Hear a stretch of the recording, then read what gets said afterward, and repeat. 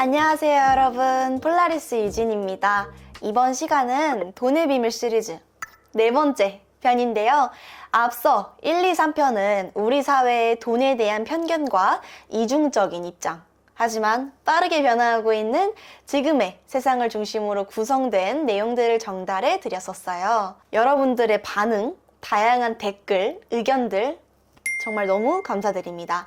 그런 다양한 관점, 저에게도 큰 공부가 되면서 좀 더 유연하게 생각할 수 있는 기회이기도 해요. 이런 게 유튜브로 소통하면서 서로의 생각을 나눌 수 있다는 건 좋은 장점인 것 같아요. 앞으로도 많은 참여 부탁드리고요. 이런 과정을 통해 우리가 원하는 정답까지는 어렵겠지만 그래도 돈의 본질에 조금씩 다가가 보는 거죠.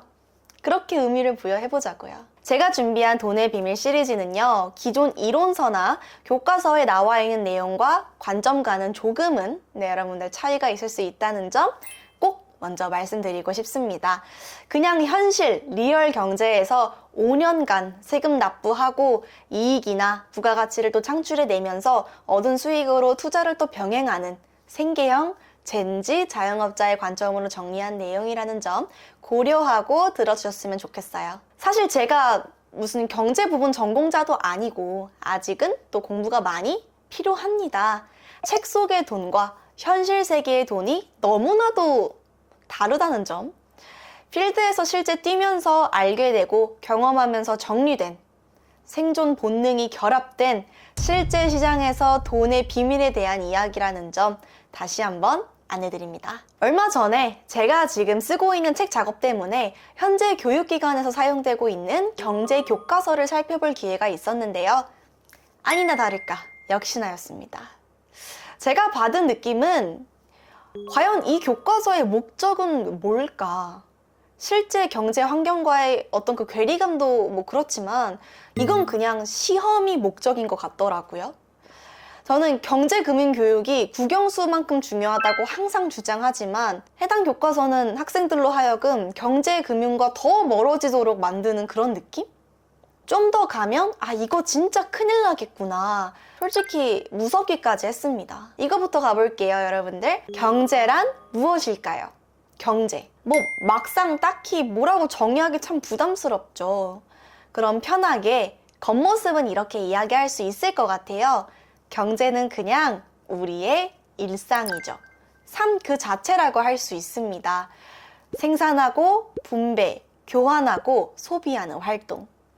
제품이나 서비스를 생산할 수도 있고 공무원처럼 공공 서비스를 생산할 수도 있습니다. 생산된 것은 시장의 수요와 공급에 따라 또는 사회적 합의에 따라 가격이 매겨지고 분배와 교환의 과정을 거쳐 소비의 단계로 진행됩니다. 그럼 여기까지가 이제 겉모습이죠. 자, 이제 이면이 있습니다. 세 가지 이해가 필요합니다. 자, 첫 번째. 사실 이게 모든 문제의 근원이에요. 이 세상의 갈등의 원인, 바로 제한된, 한정된, 유한한 자원입니다. 우린 이 문제를 희소성이라고 하죠. 우리 호모사피엔스의 욕망은 정말 끝도 없지만 우리의 자원이 희소하다는 점에 결국은 봉착해요. 경제는 이 부분을 전제로 합니다. 여기서부터 출발하게 되죠. 자, 둘째, 첫째의 조건, 그러니까 제한된 희소성에서 우리는 바로 선택을 해야 해요. 선택. 우리 인간은 선택하는 동물이죠. 하루 종일 정말 수많은 선택을 하고 매일매일이 선택의 연속입니다. 그래서 경제는 일상이고 삶 그 자체죠. 자, 마지막으로 셋째, 바로 액션. 선택에 따른 액션인데요. 어떤 액션이냐? 더 쉽게 표현하면 사고 파는 거라고 할게요. 사고 파는 거. 너무 단순해 보이지만 아무리 어떤 그 화려한 용어들로 꾸며대도 결국은 이게 본질이고 명쾌하고 정말 쉬운 표현이에요. 일상 속에서 여러분들이 매일매일 하는 행동은 모두 사고 파는 액션입니다. 재화를 사고 팔고 서비스를 사고 팝니다. 시간을 사고 팔고 주식과 비트코인을 사고 팔고 부동산을 사고 팝니다. 우리가 직장을 구하는 취업 활동도 내 시간을 회사에 팔고 회사는 내 시간을 사는 액션이죠. 이게 바로 경제의 진면목, 실체입니다. 제한된 희소성의 조건에서 내리는 우리의 선택, 그리고 사고 파는 액션. 자, 그럼 이제 우리는 사고 파는 것의 목적에 직면하는데요. 희소한 자원 조건에서 선택의 과정을 거쳐 사고 파는 액션의 목적. 궁극적으로 경제활동의 목적을 뭐라고 설명할 수 있을까요? 저는 이 목적을 욕구 충족과 만족이라는 이익으로 규정을 합니다. 우리의 일상에서 사고 파는 액션의 목적은 바로 이익이에요. 이걸 보장하는 경제 시스템이 바로 자본주의입니다. 우리 인류의 역사가 바로 이 문제, 이 과정을 합리적으로 그리고 또 효율적으로 조정 그리고 또 해결하기 위해 체제를 찾는 과정이었고요. 지금의 이 체제에 도달하기까지 우리는 수많은 시행착오와 엄청난 희생을 감수했습니다. 결국 자본주의는 우리의 일상과 삶의 체제이자 운명이고 게임의 룰이에요. 우린 이런 자본주의를 이렇게 설명합니다. 이윤 추구를 목적으로 하는 자본이 지배하는 경제 체제. 이 구절 너무너무 중요해요. 제가 이 구절은 옛날에 영상 올릴 때부터 얘기했었죠? 꼭 기억해 두세요. 사실 이게 다예요. 이게 본질이고 흔히 말해 이게 알파이자 오메가입니다. 이 간단한 설명 하나가 우리 삶을 지배하고 있고 우리가 살고 있는 이 세상이 돌아가는 원리입니다. 자, 더 들어가 보도록 할게요. 이윤 추구, 이익이죠. 수입이고 현금 흐름, 현금 채굴이죠. 저는 개인적으로 이거를 플로우라고 합니다. 이 일종의 흐름이죠. 그쵸? 이 이익의 가치, 정도, 양을 측정하는 척도, 그 기준이자 단위가 화폐입니다. 자, 카테고리로 보면, 그러니까 이게 동의어 개념이 아니라 하나의 범주로 보면 이 앞단은 여러분들 화폐를 의미합니다. 이걸 꼭 기억해 두세요. 자본이라는 단어가 누구에게는 부정적인 어감으로 들릴 수 있지만 자본은 앞에 이윤, 이익이 쌓인 거, 그러니까 스택된 거를 의미하거든요. 이걸 한마디로 표현하면 이게 바로 돈입니다. 그러니까 뒷단은 돈이에요. 그럼 여기서 잠깐, 그럼 화폐랑 돈은 다른 의미인가? 같은 거 아니야? 라고 물을 수 있지만 저의 대답은 다르다. 아니, 완전히 다르다입니다. 여러분, 화폐는 수단일 뿐이에요. 우리가 교환의 매개라고 하죠. 또 가치의 척도라고도 합니다. 그리고 임시 저장 수단이 바로 화폐예요. 그냥 수단일 뿐 사실 힘이 없어요. 그럼 돈은 무엇이냐? 돈이 바로 힘입니다. 바로 교환 능력이죠. 이걸 다른 말로 재산, 자산, 자본이라고 합니다. 그래서 뒷단에 자본이 지배하는 바로 돈이 지배하는 시스템이 바로 자본주의입니다. 다른 말로 돈이 일하게 하는 걸 말하죠. 자본주의는 돈이 일하게 하는 시스템입니다. 그게 바로 금융이죠. 앞단을 보시면 이익을 추구해라. 너의 시간을 팔아서 수입을 만들어라. 현금 창출해라. 쇼핑몰에서 물건을 팔든 환자한테 의료 서비스를 팔든 플로우를 확보해라. 법이 정한 한도 내에서. 그쵸?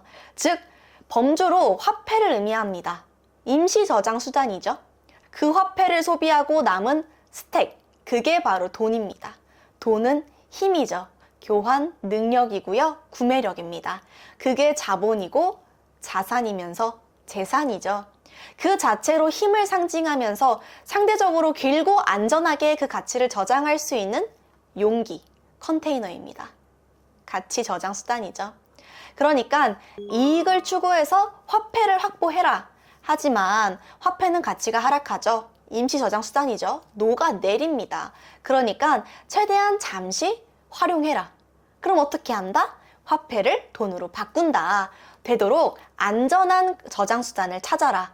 그리고 스택된 그 돈이 일을 하게 해라. 그게 바로 자본주의다 라고 얘기할 수 있을 것 같습니다. 이게 바로 게임의 룰이고요. 저는 이걸 생존 키트라고까지 표현을 해요. 자본주의 생존 키트. 그냥 이윤 추구를 목적으로 하는 자본이 지배하는 경제체제, 이게 아니라 화폐를 확보해. 근데 화폐를 오래 들고 있으면 그 가치가 사라져. 정말 최소 연 7%가 사라져. 살고 싶으면 화폐를 돈으로 바꾸자. 안 그러면 여러분들의 희생이 사라지고 말 거다. 핵심은 뒷단이죠. 그게 바로 금융입니다. 이게 핵심이에요. 예를 들어 앞단의 그 화폐 창출 능력이 아무리 강해도 생활 수준, 정확히 말하면 그 소비 수준만 올라가거든요. 라이프 패턴이 바뀌게 되죠. 인간이니까. 근데 뒷단을 이해하지 못하면 다 허상일 뿐입니다. 허상. 극단적으로 금융 문맹을 말해요. 비록 화폐 창출 능력이 작지만 뒷단의 원리를 이해한 사람은, 즉 돈이 일을 하게 하는 게임의 룰을 이해한 사람, 돈의 비밀을 이해한 사람은 내 구매력을, 교환 능력을 키워가면서 부자의 길로 가게 되는 거죠. 이런 사람은 시간이 부자의 길로 이끌어 줄 겁니다. 당장의 화폐 창출 능력이 조금은 부족하더라도 금융의 원리, 자본주의의 이 뒷단을 이해한 사람이 결국은 생존하고요. 시간의 흐름을 통해 구매력을 확보하고 부의 길로 가는 거죠. 이게 경제와 자본주의의 본질입니다. 화폐와 돈 구별해야 합니다. 화폐는 수단, 돈이 능력. 돈이 전부는 절대 아니지만 나와 우리 가족을 지켜주고 우리의 희생을 구매력으로 저장하고 또 스스로 그 에너지를 키워가야 합니다. 당연히 물론 우리 폴라리스 유진 채널을 구독하신 우리 구독자분들은 다 알고 계시겠죠? 자, 그렇다면 여러분, 은행의 예적금은 화폐의 다른 모습일 뿐이에요. 이른바 원금 보장의 함정인데요. 저는 개인적으로 원금 보장 예적금 사실상 거의 여러분들 노예 계약으로 간주해요. 왜냐? 은행의 이익과 부자들의 원천이 개입되어 있기 때문이죠. 모두가 이익을 추구하잖아요. 원금 보장은 절대 인플레이션을 이길 수 없게 설계되어 있는 노예 계약입니다. 가치 하락 수단, 화폐의 일종이에요.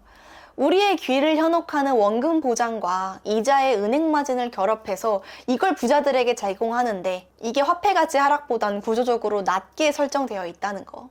이 함정을 꼭 극복해야 합니다.